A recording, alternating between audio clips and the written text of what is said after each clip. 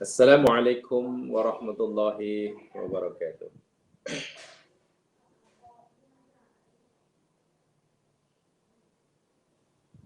Innal hamdalillah nahmaduhu wa nasta'inuhu wa natubu ilaihi wa nastaghfiruh.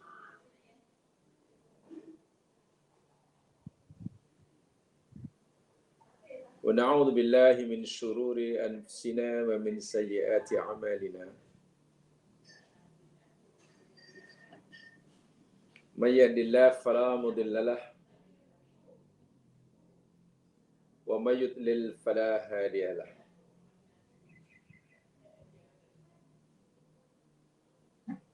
Asyhadu an la ilaha illallah wahdahu la syarika lah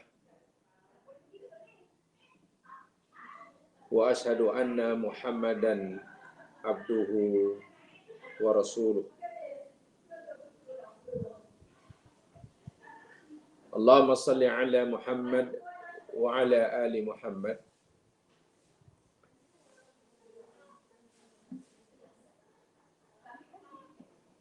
Assalamu alayka ya Rasulullah. Assalamu alayka ya Nabi Allah.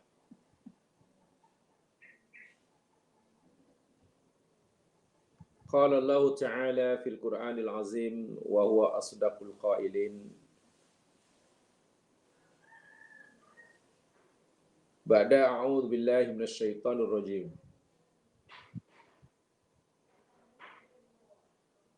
Inna fi ikhtilafil laili wan nahar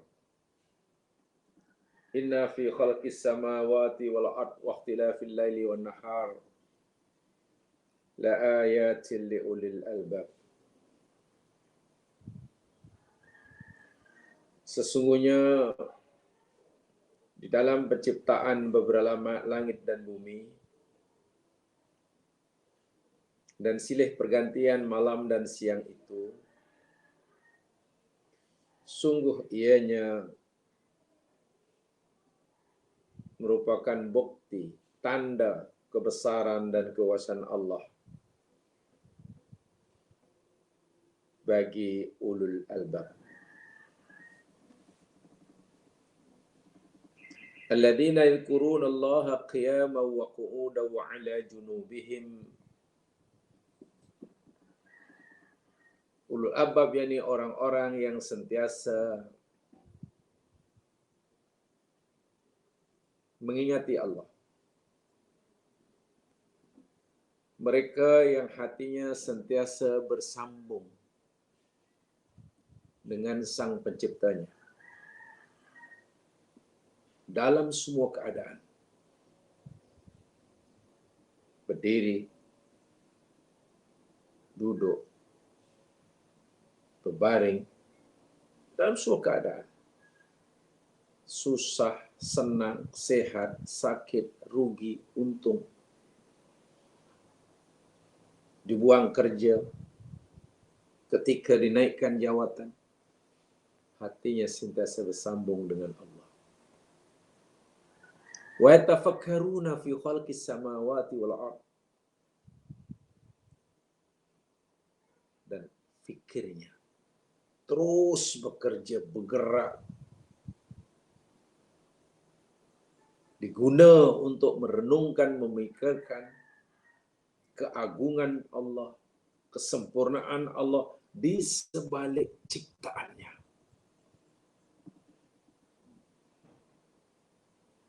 Bumi, langit dan isinya.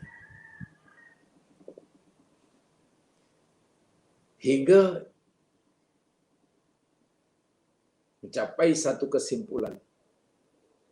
Setelah merenung segala ciptaan Allah, dengan bersungguh-sungguh akhirnya mereka berkesimpulan, Rabbana ma khalaqta hadza batila. Wahai Tuhan kami,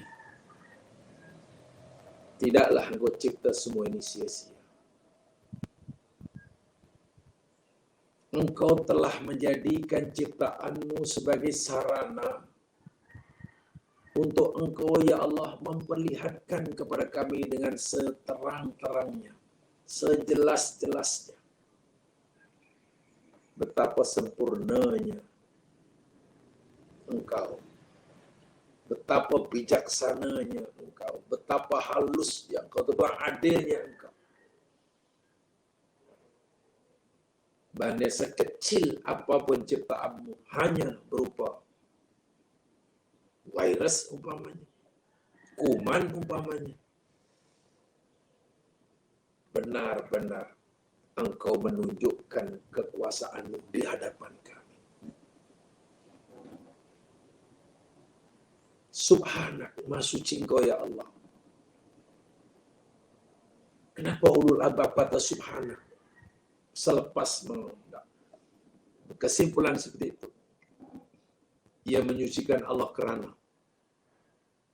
selama ini, sebelum ini, ia beranggapan bahwa ada ciptaan Allah yang sepatutnya Allah tak perlu cipta. Menurut dia,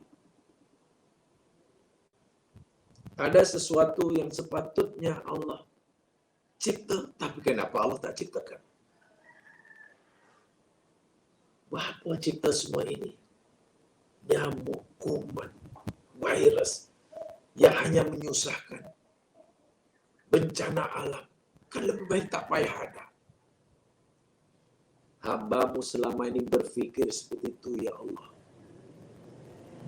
Hamba-Mu telah salah faham, salah mengerti, berburuk sangka pada Engkau. Maha Suci Engkau, ya Allah. Selepas hamba-Mu berpikir rupa-rupanya tidak ada sesuatu pun ciptaan Kamu yang tidak ada manfaatnya. Maha Suci Engkau, ya Allah, daripada apa yang hamba-Mu fikirkan selama ini. Apa yang hamba-Mu rasakan semi tidak layak bagi kesempurnaan dan kesucian Kamu, ya Allah. Subhanak. Waqina adzabannar. Wahai Tuhan, atas ketelanjuran hamba-Mu, karena sudah punya suudzon padamu, lindungi kami. Lindungi kami, pelihara, jaga kami daripada azab api neraka. Jemaah sekalian, sengaja ayat ini saya sebutkan sekali, karena inilah ayat yang menjadi tema kita, yang kita telah di awal-awal dulu. Ingat, jangan lupa,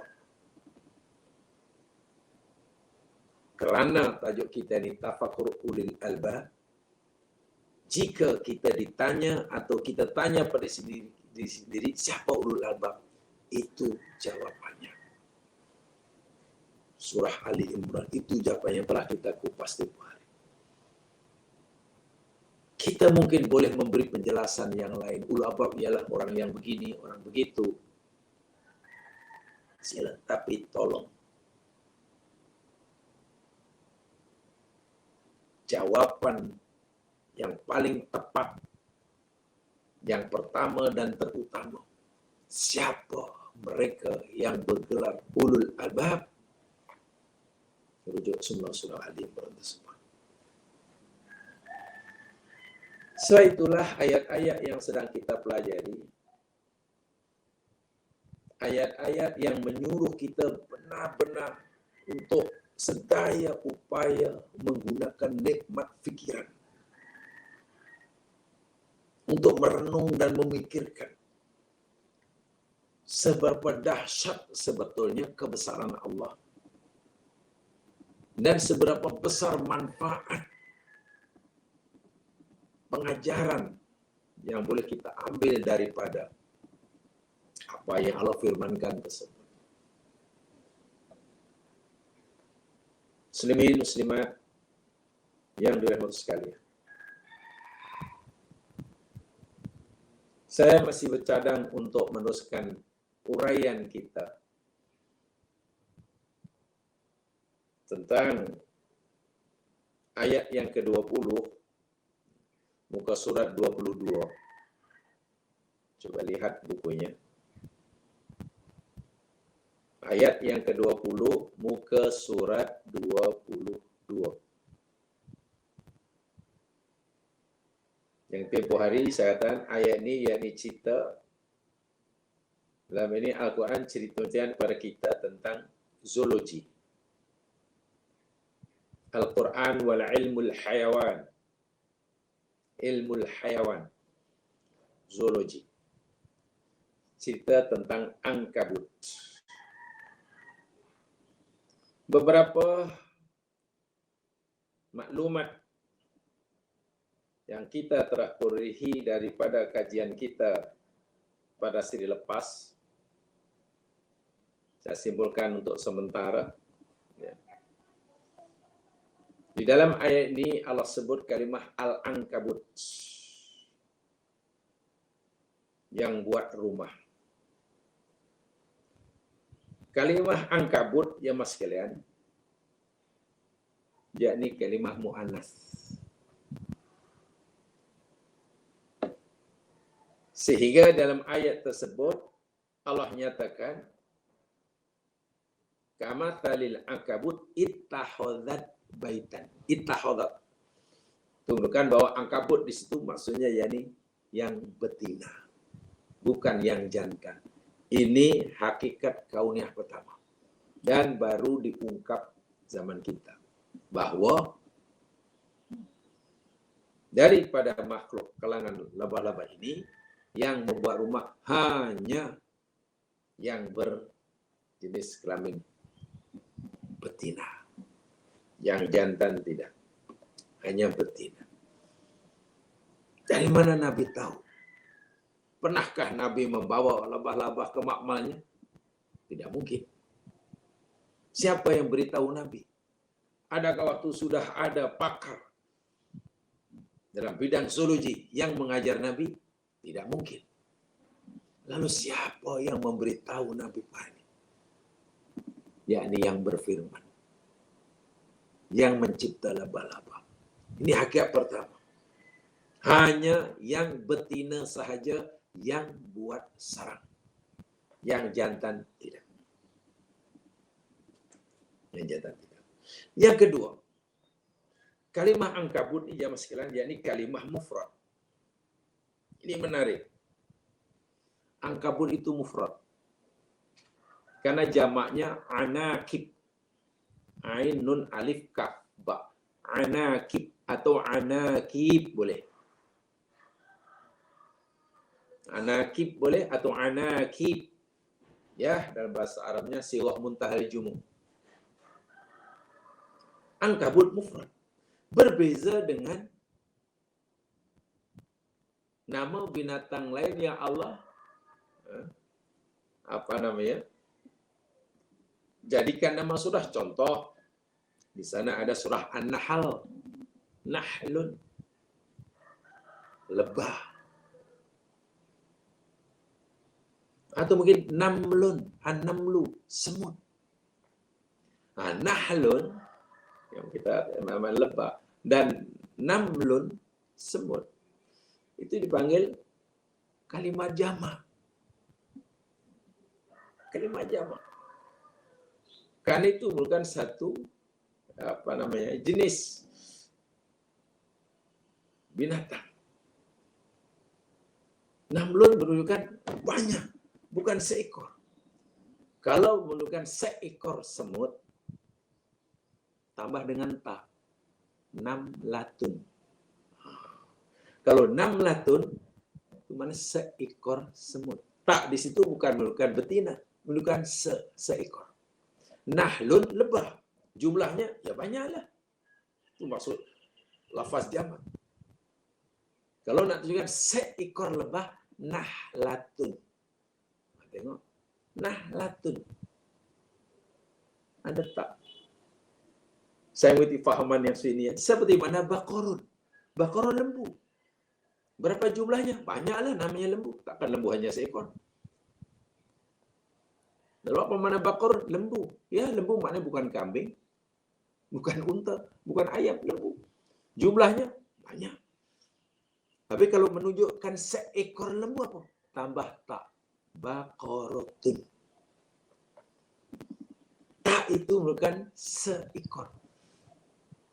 Sebab itulah dahulu ketika Allah perintahkan Bani Israel antat bahu baqarah. Sebenarnya perintah itu paling mudah pertama. Allah hanya suruh mereka sembelih seekor, bukan 2 ekor. Bukan 5 ekor, saja seekor. Itu pun Allah tak beri sifat dan ciri-cirinya. Asal lembulah, tak kira umurnya berapa, warnanya apa, jenis jantinya apa. Lembu liar ke atau lembu apa, tak. Dan hanya perlu seekor.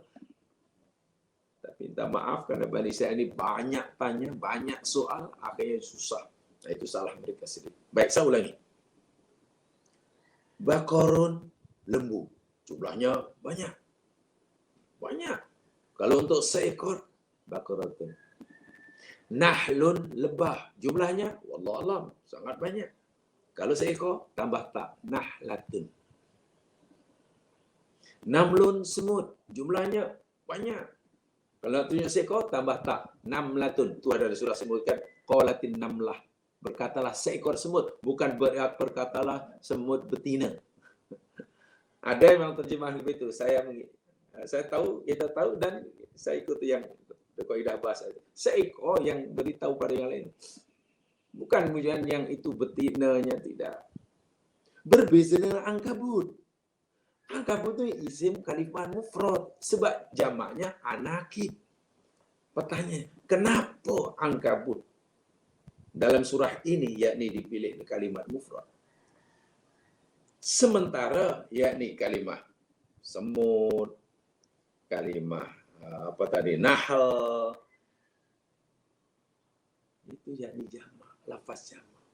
Ini menarik. Dan ini nanti kita tunjukkan. Ini kaitannya dengan auhanal buyut. Rumah-rumah yang paling lemah. Jamaah sekalian, dipilihkannya kalimah mufrad untuk kalimah Ankabut, bukan anakib, tadullu 'alal hayatil infiradiyah allati ya'ishuha hadzal hayawan. Kalimat mufrad dalam Ankabut dipilih kalimat bukan mufrad itu menunjukkan bahwasannya dari kehidupan Ankabut, laba-laba ini, yakni dipanggil al-hayat al-infiradiyah. Cara hidup, gaya hidup yang infiradiyah. Sangat-sangat bersifat individualistik. Infiradiyah. Hidupnya nafsi-nafsi. Individualistik. Berbeza dengan nahlun, lebah, lafaz jama', namlun, semut, jama'. Lebah, dan ini hidupnya gotong royong, bermasyarakat, bersosial. Gotong royong, bermasyarakat, berteman, apa saja yang semakna dengannya. Jadi kehidupan bersosialnya sangat tinggi. Kepedulian sosialnya sangat tinggi antara satu dengan saling kenal mengenal, tolong menolong, bantu membantu. Itu dalam masyarakat lebah. Itu dalam masyarakat semut. Lihat sajalah. Berbeza dalam masyarakat malam koloni laba-laba. Hidupnya infiradiyah. Nafsi-nafsi, sangat-sangat individualistik. Dan ini bahaya sekali jamaah sekalian. Ini sangat bahaya sekali. Lebah-lebah merupakan binatang, hewan yang hidup secara bersendirian. Yang tidak mempunyai kehidupan bersosial. Sama sekali tidak ada. Laba-laba berburu dengan membina sarangnya untuk merangkap kawannya. Tak maaf ya, tempoh hari telah kita bekerjasama nanti. Nanti saya akan sebutkan sebelum. Ini bermaksud ayat ini yang mana Allah nyatakan inna auhanal buyut la baitul ankabut. Sesungguhnya selemah-lemah rumah adalah sarang laba-laba. Nah, ini perlu difahami dengan cermat. Sebab apa jemaah sekalian? Karena begini ya. Kalau kita lihatlah dengan mata kasar. Bila kita lihat daripada perspektif mata kasar, lihat sarang lebah. Apa dipanggil dia? Anyaman. Anyaman benang yang dihasilkan oleh laba-laba yang keluar pada perutnya itu. Ya, benang sutra apa dipanggil boleh itu. Ya, boleh katakan ya sebagai sesuatu yang sangat rapuh. Betul? Sangat rapuh. Benang yang keluar perutnya yang dianyam oleh laba-laba betina untuk buat sarang dari mata kasar, kita kata sangat rapuh. Betapa tidak kita pegang putus. Dilanggar mungkin oleh burung habis. Rapuh. Dari mata kasar. Jadi betul lah Allah kata auhanal buyut. Sarang atau bangunan yang paling rapuh bangunan lebah. Nanti dulu. Quran kata paling rapuh. Adakah yang dimasukkan oleh Quran sarang yang rumah yang paling rapuh itu kerana ia dibuat daripada benda yang sangat rapuh? Jadi benang tadi? Rupanya tidak. Sangat mengejutkan saintis hari ini. Namun, setelah dilakukan kajian ilmiah, berdasarkan fakta-fakta saintifik, kajian ilmiah menemukan fakta sebaliknya. Fakta sebaliknya. Yakni berdasarkan pemerhatian saintifik. Kajian ilmiah, justru binaan bangunan sarang laba-laba didapati 3 kali ganda lebih kuat, lebih kukuh daripada serangga-serangga yang lain. Kan pelik tuh. Pelik. Menurut kajian ilmiah saintifik, justru sarang laba-laba itu dia lebih kuat, lebih kukuh daripada sarang serangga yang lain. Bahkan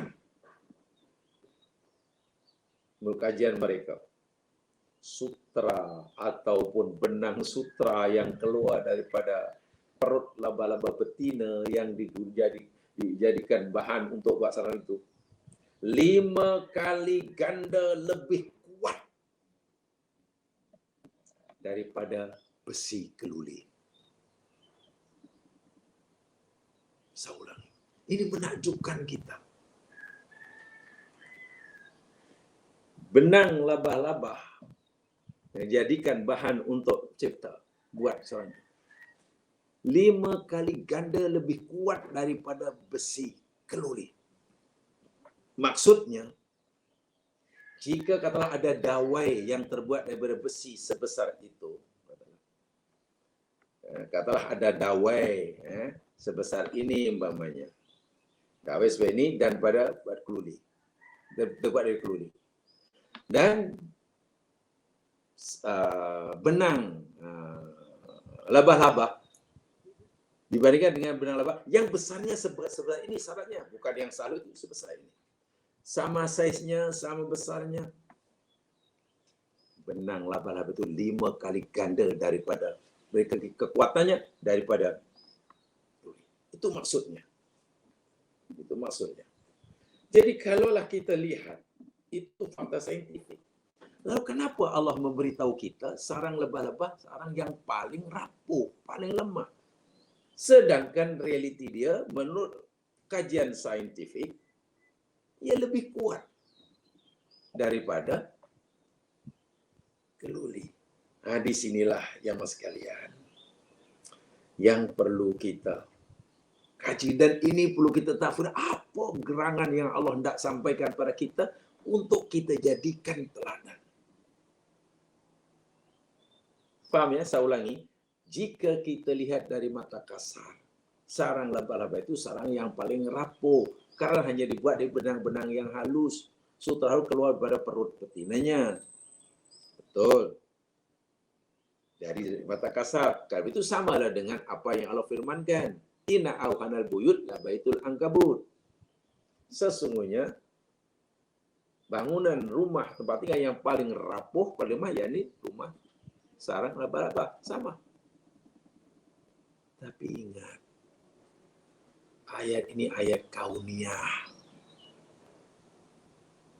ayat berkaitan dengan ciptaan. Yang kita tidak hanya disuruh untuk meyakini akan kebenarannya sahaja, tapi kita dituntut oleh Allah untuk merenung dan memikirkannya. Karena ini ayat kauniyah. Bahwa kita tidak mampu mengkajinya, tidak mengapa. Ramai orang-orang lain, sama ada muslim atau non-muslim, yang mampu mengkajinya. Alhamdulillah. Dan ternyata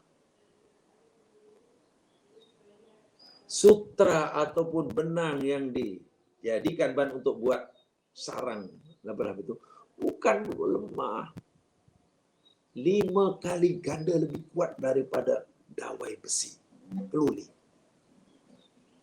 Lalu apa yang dimasukkan oleh Allah? Auhanal buyut tadi. Nah, ini kaitannya dengan dari kalimah Ankabut dalam bentuk mufrad.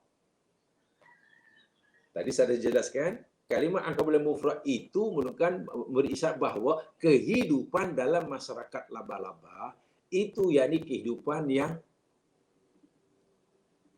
seorang, nafsi, sangat-sangat individualistik.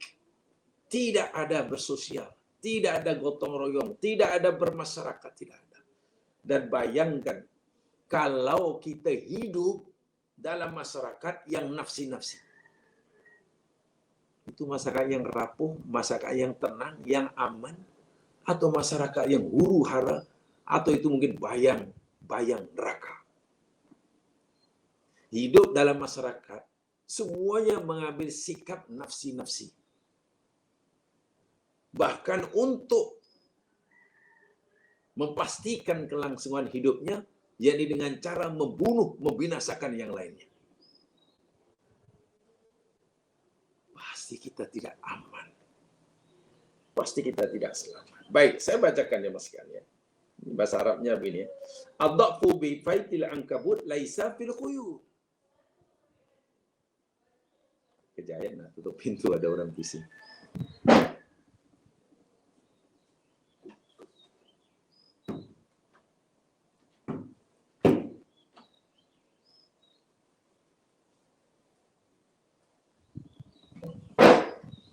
Maaf. Saya ulangi. Ad-dha'fu bi baitil ankabut wa laysa fil khuyut. Firman Allah tentang lemahnya rumah Ankabut itu bukan terletak pada benang sutra yang keluar daripada perutnya. Bukan karena itunya, karena itu sangat kuat. Wadhalika, sebenarnya inna wahanal buyut la baitul ankabut itu, sesungguhnya rumah yang paling lemah yang di rumah Ankabut itu, hadza musyirun wadih ala anna dha'fa dakhilu baitil ankabut. Ayat ini menunjukkan bahwa yang dimaksudkan lemah, rapuh itu bukan pada bahan yang digunakannya, tapi pada dakhil baitil ankabut, keadaan rumah itu, suasana rumah itu, suasana rumah itu, kehidupan Ankabut itu sendiri, itu yang rapuh. Laisa khuyutul ankabut, bukan pada benangnya. Hadza masyirun daqiqun lil ghayah wa huyuti baitil ankabut masunah min al harir raqiq lil ghayah wa ala ar-raqmi min raqatiha illa anha aqwa madatin biologiyah arafat al-basariyah hatta al-an. Sedangkan kehalusan benang tadi, kehalusan sutra yang keluar perut tadi, kehalusan justru ianya ada lebih kuat daripada madah biologia.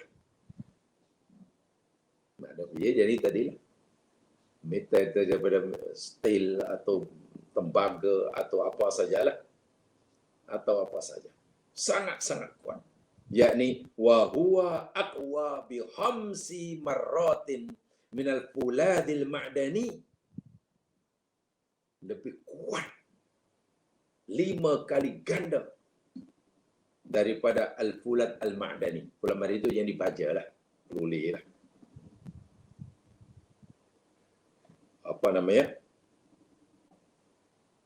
walau dengan syarat dalam size yang sama.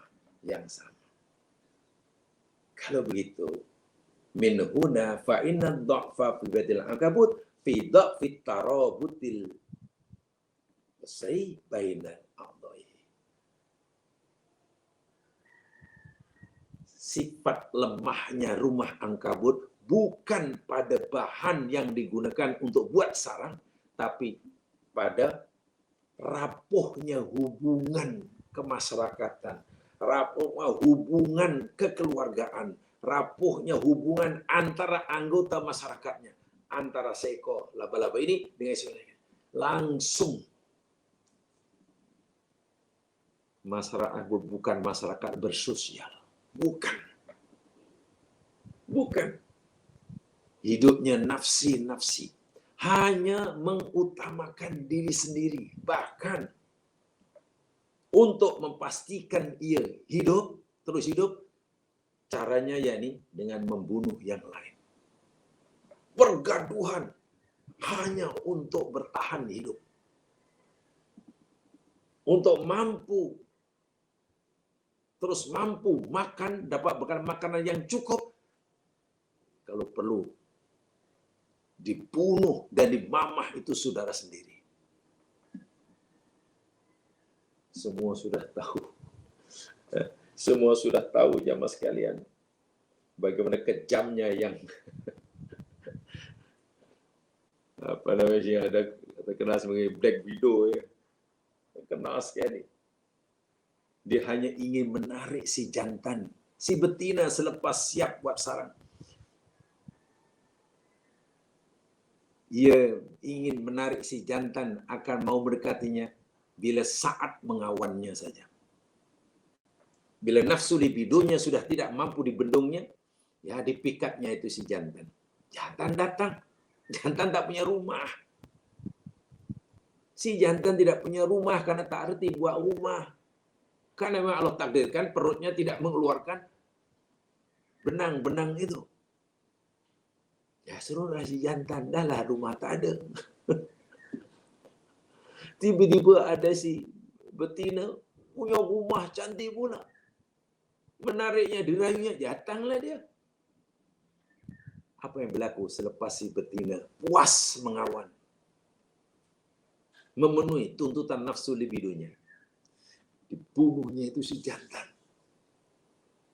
Coba bayangkan kalau masyarakat manusia seperti itu. Sangat menakutkan. Sangat-sangat menakutkan. Jadi kehidupan rumah tangga dalam tidaklah seindah yang disangka. Bukan. Laba-laba betina menjadi sangat dominan. Berkuasa. Dan punya peranan yang sangat besar dan utama. Membuat tugas yang sepatutnya dilakukan oleh laba-laba jantan. Menyediakan rumah, cari makanan. Itu kan sepatutnya dilakukan oleh jantan. Tidak dalam masyarakat. Binatangnya bernama laba-laba ini. Si betina pula yang paling dominan. Sehingga laba-laba ini hanya memerlukan laba-laba jantan, saya katakan hanya ketika ingin mengawan. Tak lebih daripada itu. Begitu sudah terpenuhi keumumannya, apalagi? Inilah pengajaran Isa yang dimaksud inna auhanal buyut la baitul ankabut itu di situ satu di antara maksudnya. Sesungguhnya rumah yang paling lemah, paling rapuh rumah ankabut itu bukan, saya ulangi, bukan pada struktur bangunannya, bukan pada benda-benda atau jaringan benang yang digunakan untuk buat rumahnya, bukan, tapi pada keadaan masyarakatnya, keluarganya, sistem kekeluargaan, nilai yang dipegang oleh mereka sangat-sangat rapuh sehingga rasa aman tidak ada, rasa tenang tidak ada, rasa bahagia tidak ada. Wa'iyadzubillah. Bahkan setengah spesies yang lain laba-laba jantan hanya jadikan makanan pada anak-anak labah yang akan menetas. Bayangkan, labah betina mengawan si jantan. Lepas itu dibunuhnya. Tak lama kemudian kan dia bertelur banyak-banyak menetas. Anaknya pula ya perlu makanan yang banyak. Dari mana kan? Ya kadang-kadang tuh minta maaf, bangkai bapaknya. Bangkai bapaknya dijadikan makanan oleh. Begitu sampai hati maknya menjadikan daging suaminya untuk disantap oleh anak-anaknya. Ngeri sekali. Sangat ngeri sekali. Dengan kehidupan sosial, dengan kehidupan laba-laba yang tidak bermasyarakat dan sentiasa bersendiri nafsi-nafsi ini, menjadikan laba sanggup membunuh sesama sendiri bagi mendapatkan sumber makanan. Bahkan membunuh ibunya, membunuh bapaknya. Dan jika mereka terasa terancam tanpa segan silu, tanpa rasa bersalah, siapapun yang menghalang kehendaknya akan dibunuhnya. Jangankan hanya adik-beradik, jangankan hanya orang tuanya, siapa saja. Wa'iyudzubillah. So sangat-sangat rapuh. Sangat rapuh. Jamaah sekalian, bolehlah kita simpulkan begini. Ya. Baitul Muslim sekarang, apa yang Allah nak beritahu kepada kita, karena ini ibrah. Apa yang Allah maukan kita mengambil pelajaran daripadanya? Rumah tangga orang Muslim, masyarakat orang Muslim tidak boleh mencontohi atau katalah mengambilnya, bisa contoh sepenuhnya daripada rumah Ankabut, masyarakat Ankabut. Tidak. Rumah tangga Ankabut, masyarakat Ankabut betul-betul contoh yang paling tidak baik yang mesti dihindari oleh keluarga Muslim, masyarakat Muslim, bahkan masyarakat dunia manapun. Jika ingin bahagia, itu Ankabut. Tolong nanti jamaah tengok sendiri ya, sekarang sudah tidak susah mencari bahan. Coba Ankabut itu, jamaah ambil gambar dia, kan banyak itu dalam ini itu. Lalu itu dibesarkan sekian kali ganda dengan mikroskop, macamnya rupa dia. Sangat menakjubkan. Sekarang kita bayangkan, jika laba-laba itu saiznya tidak hanya sebesar itu, kalau saiznya dibesarkan menjadi sebesar gajah, cuman adanya, ada orang yang berani mendekatinya.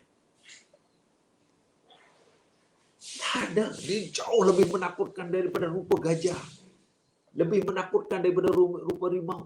Tolong besarkan mukanya saja, belum kalau bukan sepenuhnya lagi menakutkan. Dan bayangkan, laba-laba itu tidak bersaiz hanya setakat itu, tapi saiznya kata sebesar gajah. Saya pikir itu jauh lebih menakutkan. Dari segi fizikalnya jauh lebih menunjukkan rasa gerun berbanding rimau, dibanding anjing gila. Iya. So dari muka pun, dari luaran pun kita dah memang tak adalah nampak belas kasihan, tak adalah. Binatang yang macam ini rupa dia, memang Allah ciptaan tak adalah tanda-tanda kasihan sesama.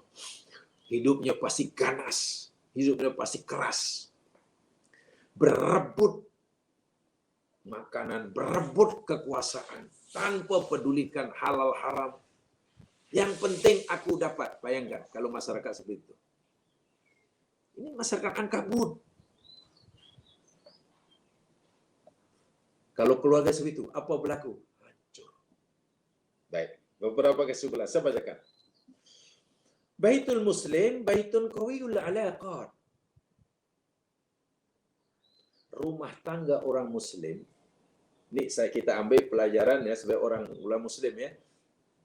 Ya, semua manusia sebenarnya boleh mengambil pelajaran daripada Ankabut ini. Tapi karena kita yang membaca orang Muslim, kita ambil pelajaran sebagai orang Muslim. rumah tangga orang Muslim, jadi rumah tangga sepatutnya qawiyul alaqat, mempunyai hubungan antara ahli keluarga sangat kuat, sangat mesra. Suami dengan istri, orang tua dengan anak-anaknya, adik-beradik, sepupu, pak saudara, mak saudara, atuk, cucu. Ini sepatutnya. Bermasyarakat, bersosial. Kal jasadil wahid. Sesama Muslim. Yang Nabi nyatakan, kal jasadil wahid. Macam tubuh badan yang satu. Boleh berbeza peranannya. Tangan, mata, hidung, kaki. Memang berbeza, namanya berbeza. Tempatnya pun tak sama. Peranan tugasan pun tidak sama. Tetapi mereka ini bersatu padu. Menjalani kehidupan sebagai satu pasukan. Teamwork. Itu maksud alaqat. Apa namanya? Qawiyul alaqat. Tangan ada dua, kanan dan kiri. Kanan dan kiri. Ketika kita berjalan, tangan kanan ke depan, tangan kiri mengalah ke belakang. Nah, ketika tangan kiri ingin ke depan, tangan kanan mengalah ke belakang. Bukan cantik macam itu. Tahu diri, oh tangan kiri nak ke depan, tangan kanan sedok, aku belakang lah. Sehingga kita berjalan dengan selesa. Sekarang Anda bayangkan, bila antara dua tangan, baru dua saja, merasa dirinya paling berhak di depan. Dan tak mau pernah mengalah di belakang pada tangan yang sebelahnya. Jadi orang jalan macam tu lah. Kedua tangannya semua depan. Mungkin nanti berjalan macam hantu Cina. Allahu Akbar. Nabi bagi perubahan sangat dasar. Kal jasadil wahid. Bila ada satu anggota sakit, sepatang gigi ke, seluruh tubuh badan terasa demam panas. Tak boleh tidur sepanjang malam. Ini sepatutnya seperti itu. Fahuwa baitun ussisa ala kitabillahi azza wa jalla wa sunnati Rasulillah sallallahu alaihi wasallam. Yakni rumah tangga masyarakat yang dibina atas dasar kitab Allah dan sunnah Nabi. Baitun tusawwiduhu taqwallah azza wa jalla wa ridwan. Rumah tangga yang dikuatkan oleh atas dasar takwa pada Allah dan keridhaannya. Wa ihtikamud da'im wa mustamil fihi 'inda al-khilaf ila syar'illahi azza wa jalla, dan sentiasa berpegang teguh secara konsisten bila berlaku perselisihan antara A, B, suami, isteri, anak, orang tua, menantu dengan pak mertua, bisa dipersilakan merujuk kepada syariat Allah. Bak kata Al-Quran, wa in tanaza'tum fi syai'in farduhu ila Allahi war Rasul, dalam surah An-Nisa itu. Bila kamu wahai orang mukmin berselisih, tanazuk, berselisih hingga kamu nak pecah belah, karena kamu ingin memaksakan kemauanmu kepada B. B pula ingin memaksa kamu untuk ikut dia. Ini sudah tanazuk nih. Antara A dan B bukan hanya berbeza pendapat, tapi antara A dan B sudah ada kecenderungan memaksakan pendapatnya pada pihak lain. Bila A paksa B mengikuti pendapatnya, B paksa A untuk mengikuti pendapatnya, dan tidak ada tolak ansur, saya akan terus memastikan kamu mesti tunduk pada kehendak aku, kata A. B pun kata, aku pun akan berusaha hingga bila-bila. Dan tidak akan jemu-jemu. Pastikan kamu tunduk kepada aku. Itu namanya tanazuk. Tanazuk tidak sama dengan khilaf ya sekalian. Itu kita telah bicarakan ya dahulu ya. Ada yang panggil khilaf, ada yang ikhtilaf, ada tanazuk, ada, kita sudah pelajari dahulu ya. Rujuk pada Al-Quran. Apa maksud rujuk Al-Quran? Quran melarang tanazu. Begitu paling tidak. Mungkin tidak ada kata sepakat. Karena masing-masing punya pendapat yang dia yakini benar. Dan macam mana kita suruh rujuk Al-Quran? Apakah dengan merujuk pada Al-Quran pasti akan mempunyai pendapat yang sama dalam semua hal? Tidak. Para imam madhab itu mempunyai perbezaan pendapat antara yang lain. Hingga matinya mereka tidak pernah sama pendapatnya dalam banyak hal. Kalau itu apakah ulama-ulama madhab itu mana tidak merujuk kepada surah An-Nisa ayat 59? Tidak, bukan begitu memahaminya. Mereka merujuk kepada An-Nisa 59. Bila merujuk pada 59, kenapa mereka masih berbeza dalam banyak hal hingga mati? Imam Malik ni, Abu Hanifah, Imam Syafi'i ni, yang dimaksud di sini tanazatum, bukan ikhtalaftum. Artinya walaupun mereka berbeza pendapat dalam perkara-perkara yang memang memungkinkan mereka berbeza pendapat, mereka ini tidak tanazu. Tanazu itu yakni kecenderungan seorang memaksa orang lain mengikuti pendapatnya, memaksa. Nazak itu kan mana menarik dengan kuat, nazak. Dan itu tidak berlaku. Sungguh pun Imam Syafi'i berbeza pendapat dengan gurunya Imam Malik.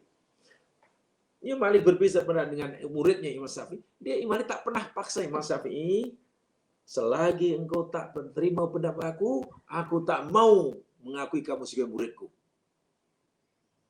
Kita akan berputus hubungan guru dan murid selagi kamu tidak mau ikut pendapat aku. Tak, Imam Malik tak kata begitu. Imam Syafi'i pun tak. Imam Malik, baik guruku, ini pendapat aku. Selagi tuan guru tidak ikut menerima pendapat aku tak akan iktiraf tuan guru sebagai guru. Kita putus hubungan. Tak ada. Inilah kadang, ini perlu dipahami ya, mungkin dalam bab lain ya tentang tanazuk ini. Ayat ini tidak semudah yang kita paham. Sebab orang kadang begitu sederhana memahami. Kalau kita kenapa beza pendapat macam-macam, yalah itulah kalau kita beza pendapat banyak, kita merujuk pada Quran dan hadis. InsyaAllah nanti selesai. Dan dia masuk selesai, kemudian nanti pendapatnya sama. Tidak. Apa yang saya pahami tidak begitu. Yang dilarangnya. Tetap saja ada perbezaan. Antara sahabat pun ada perbezaan pendapat. Dan boleh jadi pendapat itu semuanya betul. Boleh jadi. Ketika Nabi mengutus satu kumpulan para pasukan perang kecil aja lah. Sariyah panggil. Kamu Bani Quraisyah. Kan Nabi berpesan. La yusalliyanna ahadumul asra illa fi Bani Quraisyah. Hadis sahih. Aku pesan ke kamu, wahai utusan, pergi kampung Bani Quraisyah. Jangan sekali-kali ada seseorang kamu sembahyang asar kecuali di kampung Bani Quraisyah. Semua sahabat dengar, semua sahabat faham. Oh, pergi.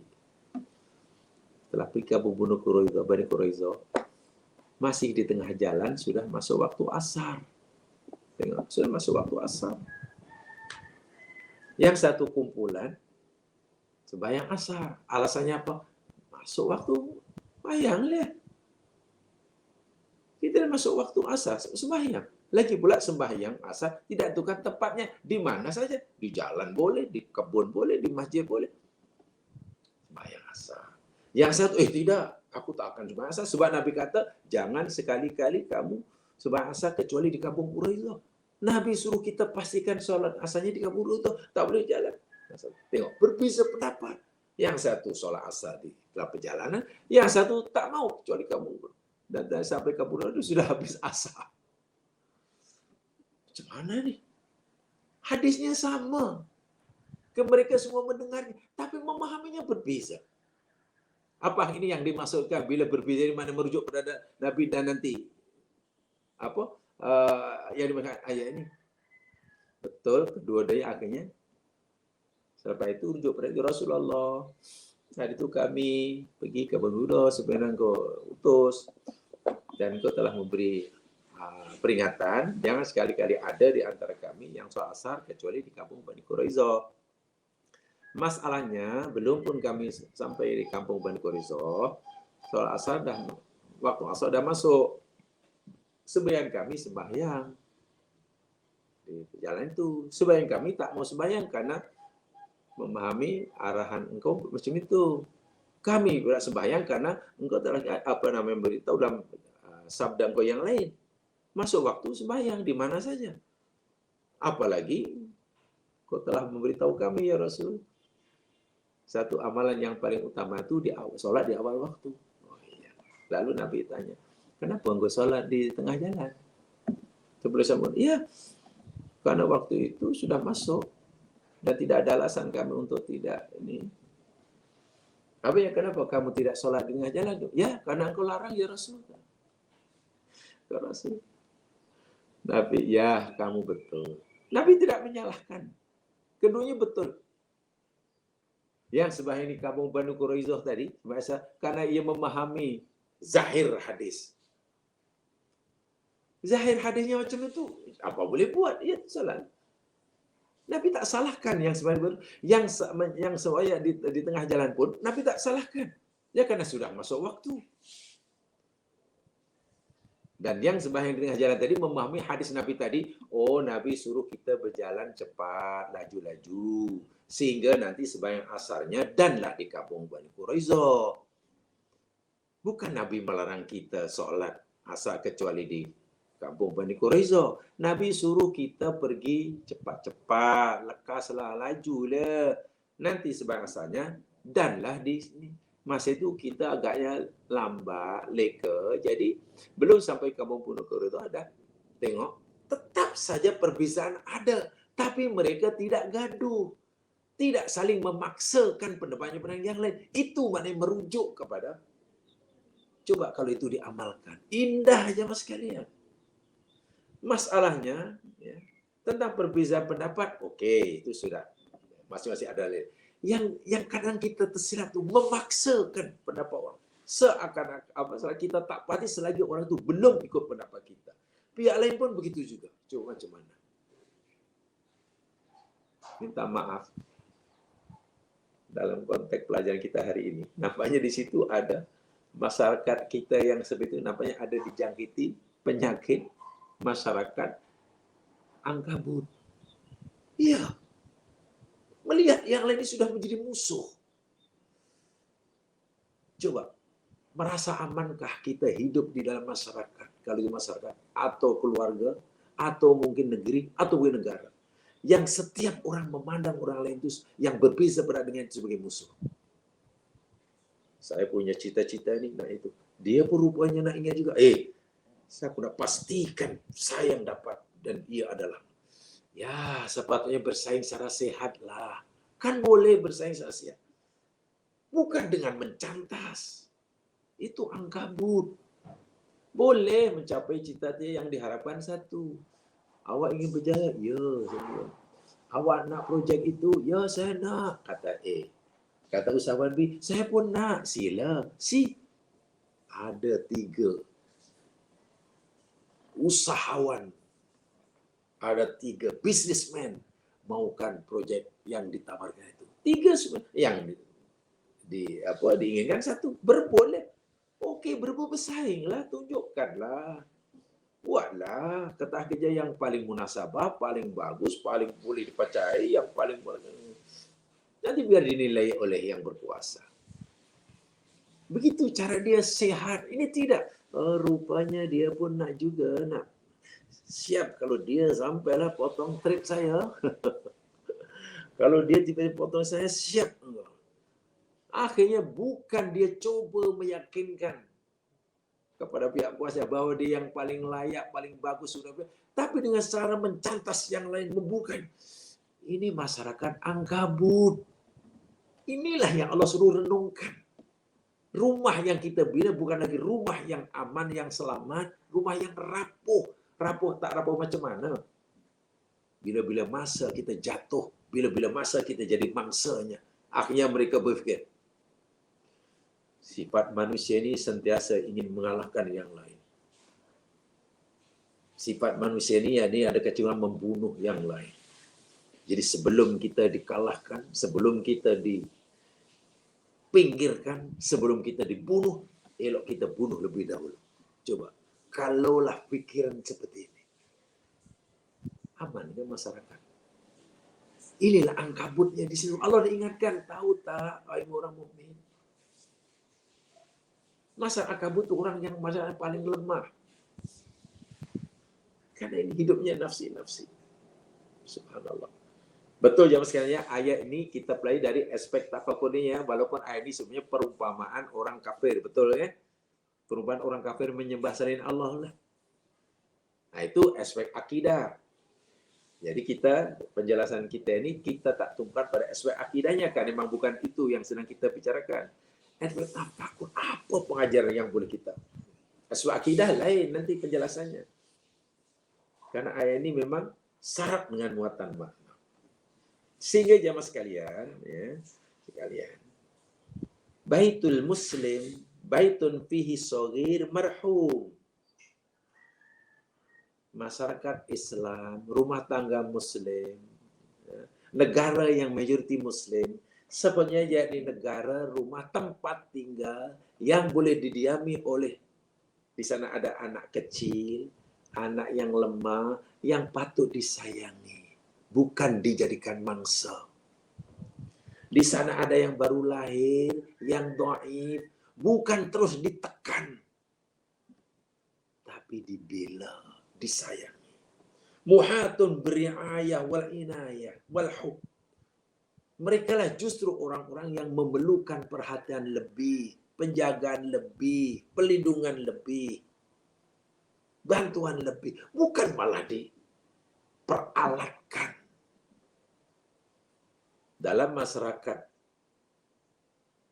Ankabut, ini yang lemah ini malah dijadikan tempat untuk berpijak, tempat pijak untuk naik ke atas. Bayangkan.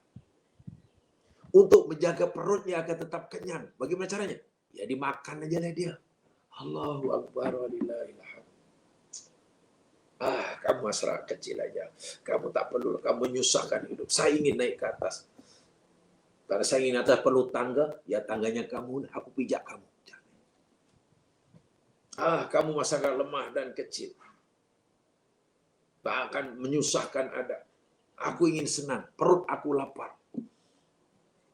Dan untuk memastikan aku kenyang dan aku tidak kebuluran, tak mau kulat, aku makan kamu. Itu masyarakat Ankabut. Ada tak masyarakat dunia hari ini seperti itu?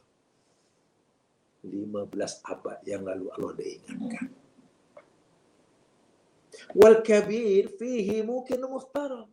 Sementara yang besar, yang tua, yang mampu, yang kuat, yang ada kuasa, dimuliakan, dihormati, dipatuhi. Tengok.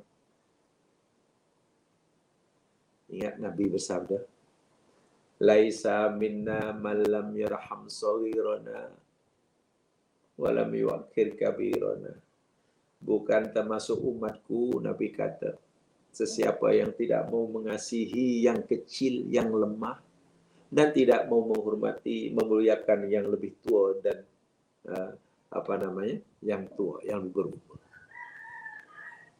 So masa Muslim dalam masa dibina, walaupun berbeza kelas, kelasnya berbeza, sosioekonominya tidak sama, background pendidikannya tidak sama. Taraf ekonomi kerja tidak sama. Ada yang susah, ada yang senang, ada berjaya, kurang berjaya. Yang tidak berjaya, yang lemah dilindungi, dikasihi. Sementara yang berjaya itu berkewajiban melindungi agar mereka dapat dihormati oleh yang lemah. Nabi kata, masyarakat yang telah dibina atas dasar itu, laisa minna. Bahasa kasarnya, Nabi enggan mengakui mereka sebagai umatnya. Apa ada ciri-ciri itu dalam rumah Ankabut? Tidak ada. Mereka nafsi-nafsi. Allahu Akbar walillahilhamd. Orang tua sangat menyayangi anaknya masih kecil. Tengok. Si anaknya itu ketika dah mampu bercakap, boleh berbicara, dia Rabbi firli wali walidayya warhamna kama rabbayani shaghira. Tengok. Karena anak itu tahu dahulu disayang oleh orang tua, masa lemah, tak berdaya. Sekarang anak sudah kuat, lalu didoakan yang tua, yang dahulu, ya Allah ampunilah dia, ya Allah sayangilah dia. Indah tak indah? Ada anak Ankabut mendoakan bapaknya. Ada perempuan angkabut, istri ke laki ke bini yang berdoa, Rabbana hablana min azwajina wa dzurriyyatina qurrata a'yun. Ada? Tidak ada. Yang ada, aku udah tak perlukan awak. Bunuh aja dah. Minta maaf, ini sekali minta maaf ya mas sekalian. Harap-harap ini tidak berlaku lah. Mungkin hanya satu satu kiasan ke apa tuh. Kan ada kan kadang orang kata dalam masyarakat berumah tangga, ada uang, abang sayang.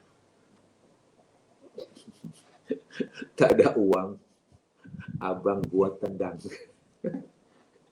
Maaf mungkin ini tak betul, mungkin hanya saya kurang pasti. Kalaulah ada dalam rumah tangga ahli keluarga itu bersikap seperti itu, katalah istri bersikap seperti itu dalam hidup. Tak apa, aku cari dah. Aku mau, saya tak kisah. Rupa paras tak kisah. Yang penting koceknya tebal. Aku mau dia. Aku sayang sebab koceknya tebal. Kocek tebal itu kan sekarang. Esok lusa tak tahu. Sekarang tebal, minggu depan kering. Tahun ini koceknya, tak muat. 6 bulan berikutnya kanker dia. Kanker itu kantong kering. Oh, istri karena dari awal sudah punya pandangan hidup seperti itu. Ada uang, abang saya. Tak ada uang, buat tendang. Coba, itu mengikuti gaya hidup siapa? Angkabut. Angkabut itu macam itu lah. Mana ada aman, mana ada selamat. Walaupun duduk di banglo yang macam stadium sekalipun. Segala-galanya ada, tapi kalaulah nilai yang dipanggil seperti itu, tidak ada rasa selamat. Peluang itu sangat rapuh. Hanya menunggu masa dan ketikanya untuk hancur, berkecai. Na'udzubillah. Keduanya, pengajaran boleh kita ambil.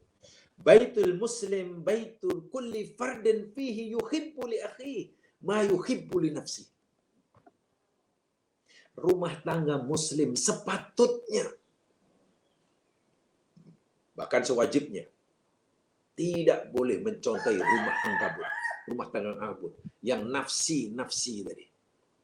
Tak boleh.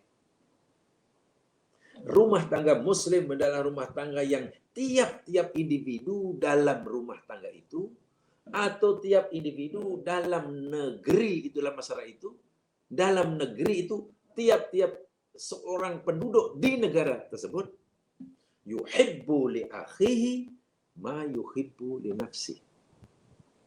Mencintai orang lain sebagaimana ia mencintai diri sendiri. Itu kan yang disabda oleh Nabi. La yu'minu ahadukum hatta yuhibba li akhihi ma yuhibbu li nafsi.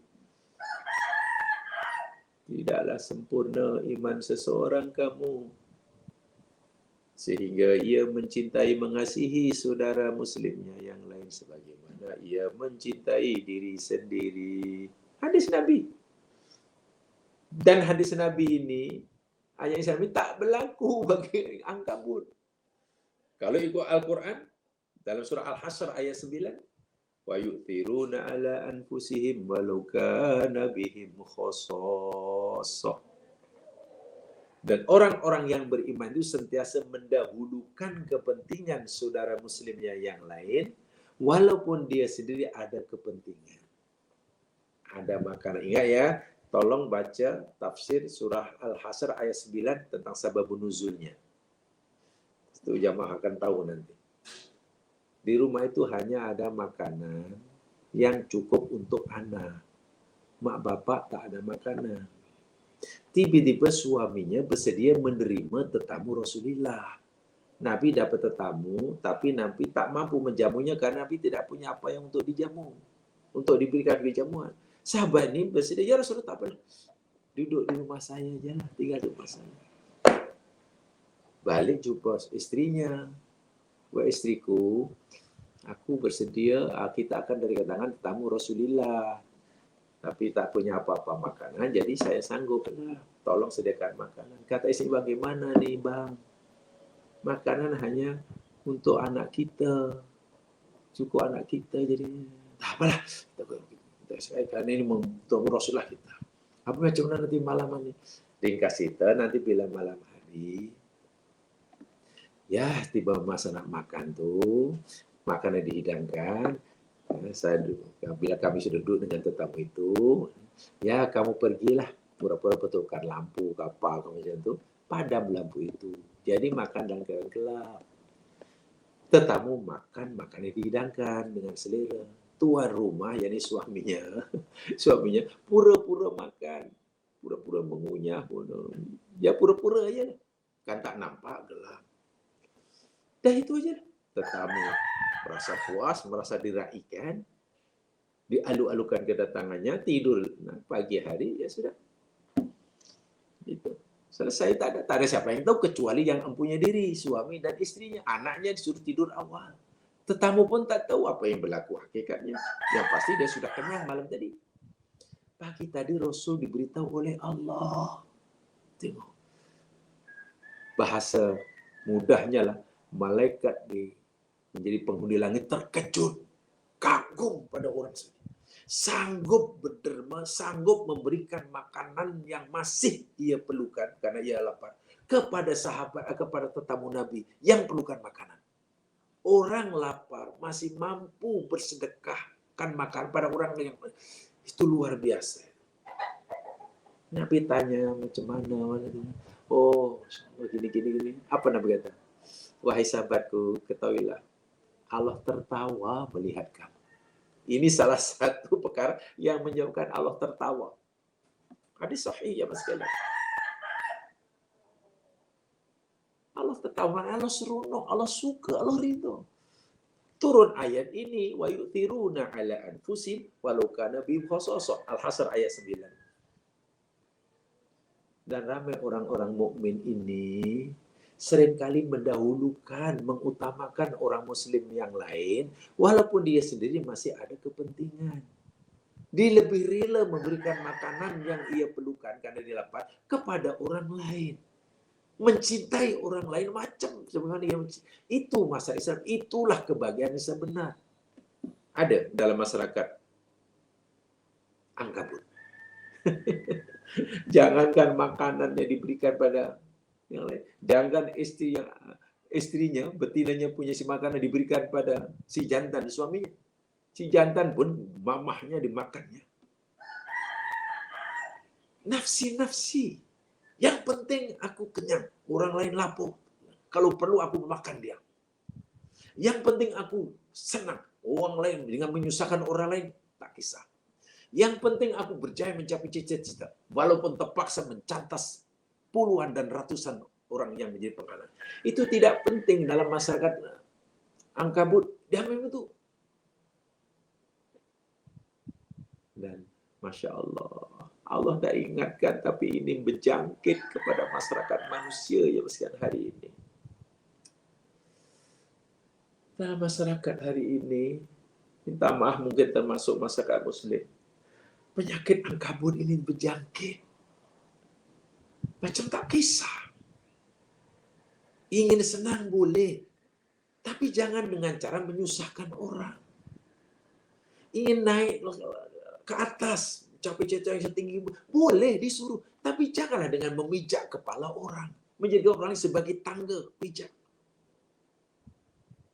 Ingin maju ke depan sila, saya ingin maju ke depan, tapi janganlah dengan cara menolak orang lain ke belakang, menghalang orang lain untuk maju sama. Jadi pandai boleh, disuruh, tapi jangan dengan cara membuduh-buduhkan orang. Apalah artinya nilai kejayaan jika harga yang perlu kita bayar terlalu mahal dengan mengorbankan saudara muslim sendiri. Dan ini larangan keras daripada Allah. Jangan contohi Ankabut. Inna auhanal buyut la baitul Ankabut. Paham ya? Subhanallah. Ketiga, yang boleh kita ambil kesimpulan. Baitul Ankabut, baitun la takumul ala, baitul muslim, baitun la takumul ala fi ala al-masalih, ma dia dunia ma faqat. Rumah tangga muslim, masyarakat muslim, muslim yang sebenar ya. Minta maaf ya Mas sekalian, saya lebih selesa menggunakan istilah masyarakat muslim daripada masyarakat Islam. Karena kalau masyarakat muslim itu merujuk pada orangnya ya. Kalau masyarakat Islam itu kan agama. Islam itu kan agama, nama agama. Islam pasti sempurna lah. Islam itu sempurna aja Mas sekalian. Kalaupun ada yang tak sempurna, bukan Islamnya, orang muslimnya. Orang yang memeluk agama Islam itu yang mungkin belum sempurna. Islam itu sendiri sempurna, tak perlu ada tokoh tambah. Tak perlu ada tokoh tambah. Tak mungkin salah, mana Islam salah. Islam itu sendiri sebenarnya punya daya penarik bagi semua orang. Cantik dan indah. Boleh menarik semua orang. Umar bin Khattab tertarik. Abu Dhar Ghifari bekas baduan, perompak tertarik. Banyak kan misalnya yang tertarik. Ya karena Islam itu indah. Kalaupun, minta maaf, kalaupun ada non-muslim yang tidak atau belum tertarik pada Islam, barangkali, ini agak-agak lah, barangkali mungkin bukan karena Islamnya, tapi karena praktik yang dilakukan oleh setengah orang Islam. Perangai setengah orang Islam itu mungkin tidak menarik langsung orang bukan Islam untuk melakukan Islam. Mungkin. Buktinya dalam banyak kisah orang meluk Islam, jadi setelah mereka mempelajari sendiri Islam, langsung baca Quran itu, cantik, kalau betul aku meluk Islam. Sebab kalau memperhatikan perisai orang Islam, mungkin sampai bila-bila takkan buat Islam. Barangkali begitulah yang dimasukkan. Masya Allah. So, pahamnya? Jadi, masyarakat Muslim, rumah tangga Muslim itu jamaah sekalian, rupanya hubungan kekeluargaannya, hubungan antara anggota masyarakatnya tidak hanya dibina atas dasar kemaslahatan duniawiyah semata-mata. Oke, saya ulangi. Keharmonian hubungan sesama muslim, masa muslim ini tidak dibina semata-mata atas dasar kepentingan duniawi semata-mata. Kalau saling menguntungkan masalah material, oke. Kalau tidak, tidak. Bukan. Itu bukan masalah Islam. Pertimbangan yang dijadikan pertimbangan mustahab bagi membina masyarakat Islam yang sejahtera bukan atas dasar pertimbangan kepentingan kebendaan semata-mata. Kalau itulah dijadikan asas, apa bisanya kita dengan laba-laba? Pertanyaan lagi sekali, saya ulangi sekali. Contoh, karena ini contoh yang sangat mudah difahami. Kenapa sih laba-laba betina selepas penat-penat membina rumah tangga coba memikat si jantan? Coba mereka yang dia sangat mencintai si jantan, ingin berkawan dengan si jantan, bahkan ingin menjadikannya pasangan hidup. Ya kalau dalam bahasa kita boleh tambahkan ya. Kenapa si betina pilih berhias, bermakeup, berlawa-lawa. Oh, lemah lembutnya istilahnya. Sehingga si jantan tertarik. Si jantan akhirnya terpesona. Oh, ini kawan sejati, ini. Kenapa kayaknya? Atas dasar apa itu? Atas dasar duniawi semata-mata. Material semata-mata. Nafsu semata-mata. Kepentingan pribadi semata-mata. Buktinya tengok. Selepas berjaya mendapatkan apa yang dimaukan. Dan yang dimakan itu hanya madiyah, duniawiyah semata. Apa dia? Dibunuhnya si jantan. Maukah kita, masyarakat kita ini kita bina seperti itu? Kita berkawan dengan ya karena kita punya kepentingan bersama. Dan kepentingan itu betul-betul hanya duniawi. Kepentingan harta benda, kepentingan kesenangan hidup, kepentingan Allahu Akbar. Bila rasa-rasa kita rugi dari sebarang kepentingan, awak bukan kawan yang sebenarnya. Wah, dia Muslim. Akhirnya kita keluarkan dia. Wah, kita bagi umur. Allahu Akbar. Janganlah. Sedih. Tolong surah Ankabut ini di-highlightkan ya Mas. Fal alaqatu fihi alaqatun qawiyah. Maka sebenarnya hubungan kekeluargaan, hubungan antara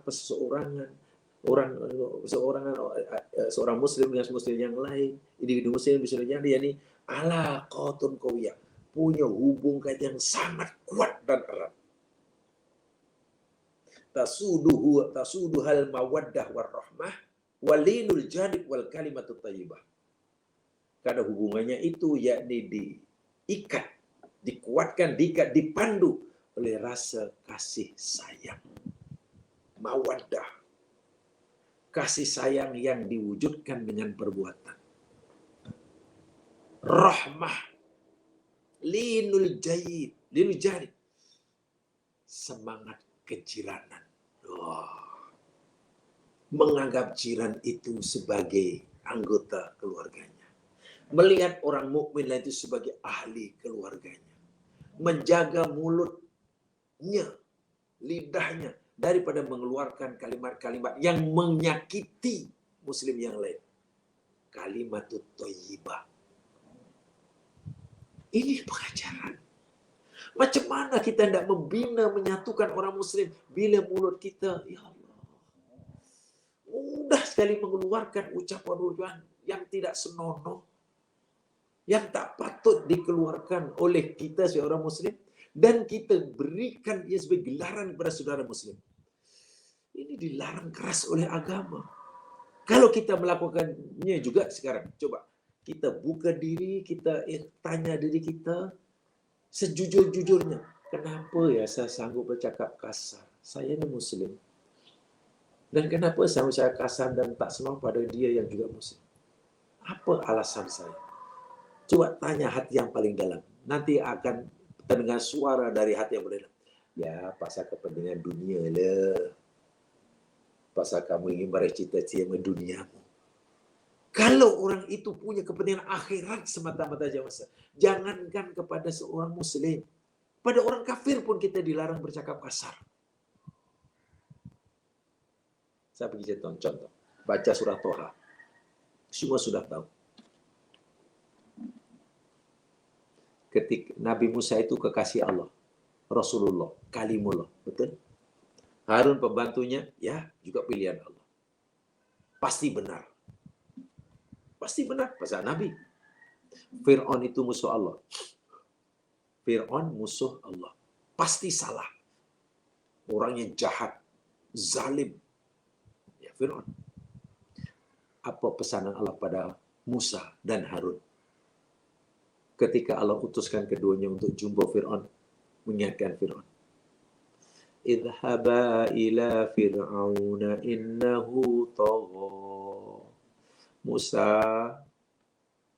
Harun, kau pergilah berdua, kamu berdua pergilah jumpa Fir'aun.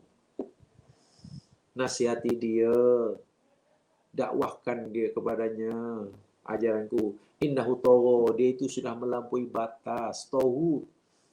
Allah sendiri yang bagi tahu Musa, Fir'aun itu tauhid, dah melampau sangatlah.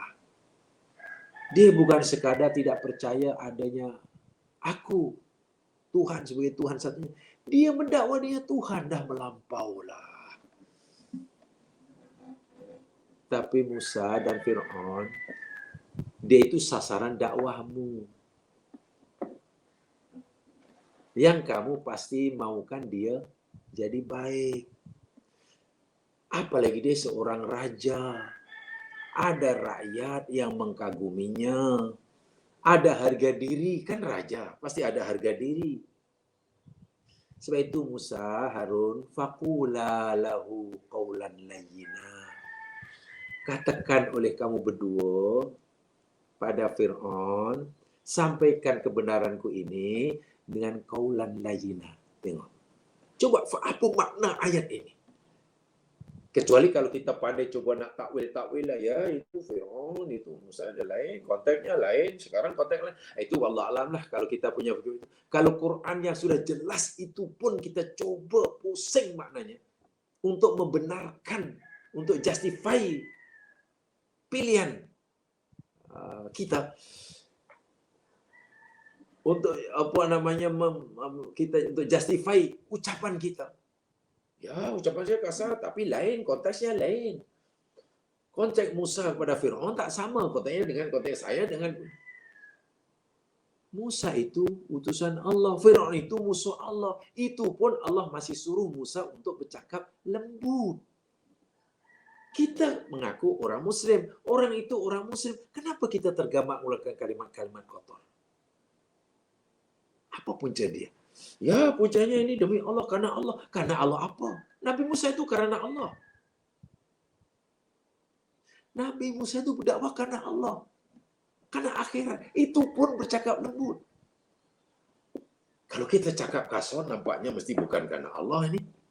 Barangkali lah agak-agak pasti ada kepentingan duniawi yang kita tutupi yang paling dalam. Mau kita hidup dalam masyarakat yang seperti itu? Tidak mungkinlah kita ingin mengharapkan orang lain jadi baik, untuk membetulkan orang lain jadi baik. Kalau kita sendiri, minta maaf, mungkin menjadi salah satu punca masyarakat menjadi tidak baik. Bahasa kami dahulu, bagaimana mungkin kita akan menyelesaikan masalah dalam masyarakat jika kita sendiri menjadi punca masalah tersebut? Saya ulangi. Bagaimana mungkin kita akan mampu menyelesaikan masalah dalam masyarakat Muslim jika kita sendiri tanpa kita sedari sebagai salah satu punca masalah tersebut? Sebab itulah poin yang ketiga ini bagi saya luar biasa. Pengajaran boleh kita ambil. Masyarakat Muslim, hubungan dalam masyarakat Muslim ini antara individu tidak hanya diikat atas dasar kepentingan duniawi semata-mata. Bukan. Boleh, tapi bukan semata-mata. Boleh kita berkawan Muslim karena ya karena ini sebagai partner niaga saya lah. Boleh. Karena sama-sama nak untung dalam perniagaan. Boleh. Karena sama-sama lah kita nak buat kongsikan. Silakan. Tidak salah. Tapi ingat, jangan hanya karena sikap kita baik pada tadi semata-mata karena itu. Itu yang tidak boleh. Karena selagi kita Muslim dan dia Muslim, hendaklah hubungan kita ikat atas dasar lebih daripada itu. Mawaddah. Saya cinta, saya sayang, saya hormat. Karena dia saudaraku Muslim. Dia bagian dari diri aku. Aku bagian daripada diri dia.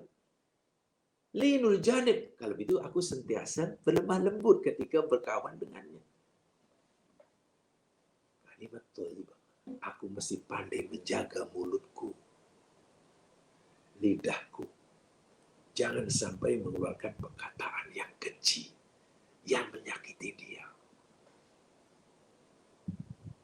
Kalau ini tidak diamal, kalaulah hubungan itu semata-mata atas dasar kepentingan duniawi, minta maaf, itulah salah satu pengajaran masyarakat. Laba-laba. Betul-betul. Tanya laba-laba betina. Kenapa awak tarik si jantan tu? Iyalah karena saya tidak sayang dia. Saya karena ada kepentingan. Saya ada keperluan. Saya ada hajat. Kata orang bahasa Melayu, ada udang di sebalik batu lah. Sebab itu aku sayang dia, aku tarik dia. Aku tujuan, aku punya rumah. Rumahku cantik. Dia tak punya rumah dan dia tak pandai buat rumah. Takkan dia tak mau dengan aku. Aku sudah berhias. Kenapa tiba sayang kepada dia? Ada udang di sebalik batu. Ingin memenuhi keperluan hidupnya, tuntutan duniawinya. Dah dapat, tendanglah orang itu. Atau kalau sudah tak dapat, bunuh kalau perlu. Jamaah sekalian. Keji, sangat-sangat keji.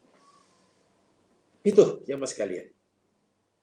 Walaupun sebetulnya di sini saya sempat hasil bacaan saya Ada 7, ada 13 ya sebenarnya. Hasil daripada bacaan saya berbagai sumber ada 13 pengajaran yang boleh diambil oleh kita seorang muslim bagi membina rumah tangga muslim, masyarakat muslim, atau negara yang masyarakat majoriti muslim. Daripada kisah rumah Ankabut, suasana keluarga Ankabut. Minta maaf, mungkin masih banyak yang saya belum baca. Hasil bacaan saya ada 13. Tapi namanya saya baru dapat nyampaikan 3 saja. Ada 13 sebenarnya. Yang saya, Masya Allah, dalamnya lah masuk ayat ini. Sangat-sangatlah. Sebab yang kita pelajari ini, apa pengajaran yang boleh kita ambil dari aspek ini, dari kalimat sesungguhnya selemah-lemah serambau rapuh tempat tinggal adalah tempat tinggal Ankabut. Terima sekalian, senampai itu saja untuk kali ini. Ya mungkin dari kesempatan yang lain ada kesempatan saya ingin teruskan. Yang benar pada Allah jua, yang siap kelemahan saya sendiri. Mudah-mudahan Allah Subhanahu wa taala sentiasa memberkati apa yang kita usahakan. Mari tutup banyak tahfiz kifarah dan surah Al-Asr. Subhanakallahumma wa bihamdika asyhadu an la ilaha illa anta astaghfiruka wa atubu ilaik. A'udzu billahi minasyaitonir rajim. Innal insana lafi khusr illa alladziina aamanu wa 'amilus shalihaat wa tawashaw bil haqq wa tawashaw bis sabr. Assalamualaikum warahmatullahi wabarakatuh.